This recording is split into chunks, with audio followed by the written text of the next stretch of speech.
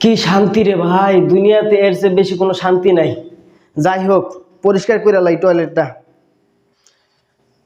এই ব্যাপার কি, টয়লেটে পানি নেই যে? পড়ছিনি বিপদে, টয়লেট তো করে হালাইলাম, টয়লেটে পানি নেই কে? এখন কি করা যায়? টয়লেটে পানি গেল কই? ও মিস্ত্রির একটা কল দেই, মিস্ত্রি থেকে জিজ্ঞেস করি কি সমস্যা হয়েছে, টয়লেটে যে পানি নেই কে, কি লিখিয়া। হ্যালো মিস্ত্রি সাহেব। জি ভাই বলেন। আরে ভাই, আমি তো টয়লেটে আইসা আসল কামটা সাইরে ফেলাইছি, আর এগুলা ধুইমু কেমনে? টয়লেটে তো কোনো পানি নাই। ভাই আপনি কি এলাকার খবর বার্তা কিছু জানেন না? না, আমি তো কিছু জানি না, কি হয়েছে ভাই? আরে মিয়া, এখন এলাকায় কোনো টয়লেটে পানি নাই। এখন তো মানুষ টয়লেট পরিষ্কার করে ইসরায়েলের কোকো কলা দিয়া। এখন তো ইসরায়েলের কোকো কলা কেউ খায় না, এখন সবাই টয়লেট পরিষ্কার করতেছে। ও এই কথা। এখন আপনার ফ্রিজে কি কোকো কলা আসেনি?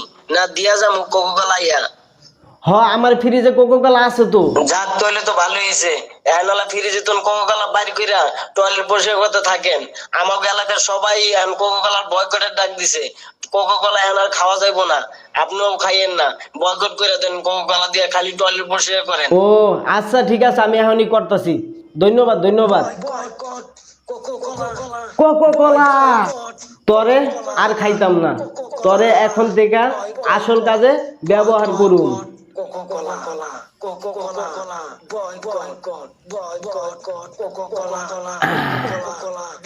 ওকে, আজকের পরে থেকে Coca Cola boycott. Coca Cola ব্যবহার করবেন এই জায়গায়, এই যে টয়লেটের ভিতর ব্যবহার করুন কোকো কোলা। এই কোকো কোলার স্থান একমাত্র টয়লেটের ভিতরে থাকবো, আর কোনো জায়গায় না। আজকের পর থেকে কোকো কোলা বয়কট। আমরা কোকো কোলা খাবো না, শুধু টয়লেট পরিষ্কার করব। এই যে টয়লেট পরিষ্কার করব খালি কোকো কোলা দিয়া।